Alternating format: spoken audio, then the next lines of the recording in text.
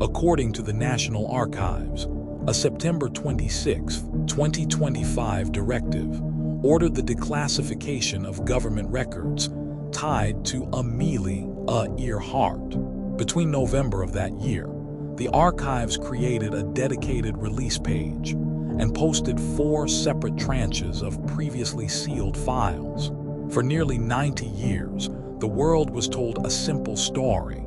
Her plane ran out of fuel and sank into the Pacific. But the files quietly released in 2025 suggest something the public was never meant to piece together. Unmarked graves, a drunk navigator, whispers of an island that isn't where the ocean should be. What you were told may be the most convenient version of the truth. The myth, Earhart simply ran out of fuel near Howland Island, and her Electra plunged straight into deep ocean, sinking without a trace. It's clean, tragic, and final. For decades, this was presented as the settled, official explanation, requiring no further questions. The myth, Fred Noonan was a steady, sober, world-class navigator whose skills were beyond question.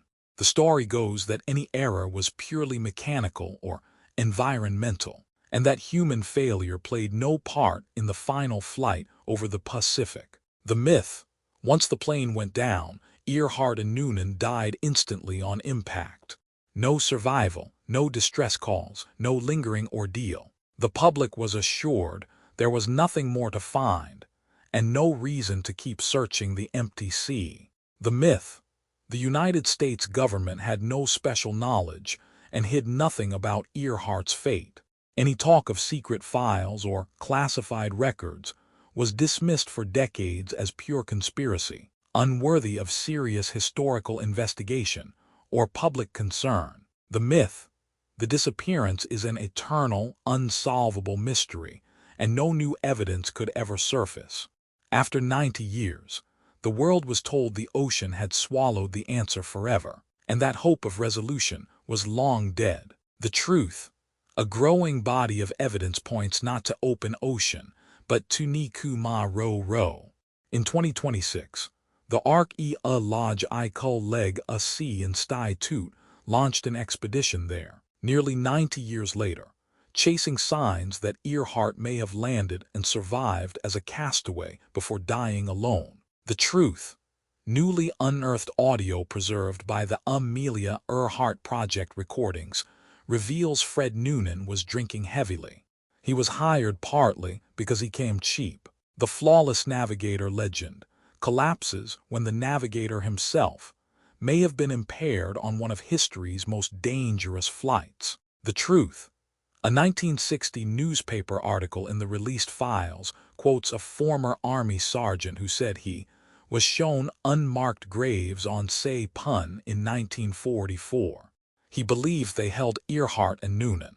Locals told of an American lady flyer who came from the sky and never left. The truth, researchers rebuilt a 1937 transmitter to test the mysterious distress signals reported after her disappearance. Scientists could neither confirm nor fully rule out a connection to Earhart's aircraft. The experiment was considered scientifically valid, meaning someone may have been transmitting from that island for days.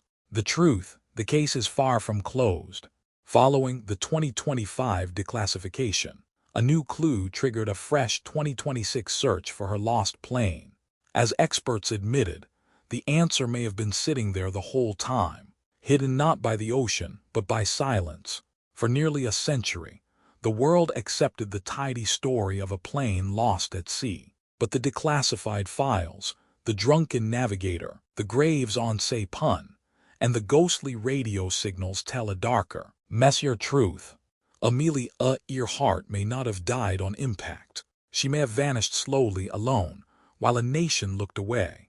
If this haunted you as much as it did us, subscribe for more buried histories. The world was never